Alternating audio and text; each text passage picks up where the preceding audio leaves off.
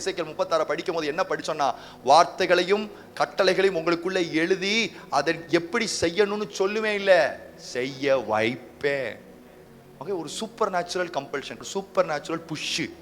நீ விட்டு கொடுத்துறானா, அவர் ரொம்ப ஜென்டிலான காடு, யாரையும் அவ்வளோ சீக்கிரம் ஃபோர்ஸ் பண்ண மாட்டார். ஆனால் நீ இன்னைக்கு சொல்லு, என்னை ஏன் நீங்கள் ஃபோர்ஸ் பண்ண மாட்டீங்கன்னு கேளு. ஏன் தெரியுமா? பைபிள் என்ன தெரியுமா சொல்லுது? அவர் எவரை பிள்ளைகளா எண்ணுகிறாரோ அவர்களை சிட்சிக்கிறார்.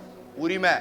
ஆண்டவரே அடிங்க, ஏன் அடிக்காம விட்டீங்க? தப்பு செய்யும் போது அடிக்கவே மாட்டார்ல, அது எவ்வளவு பெரிய கவலை தெரியுமா?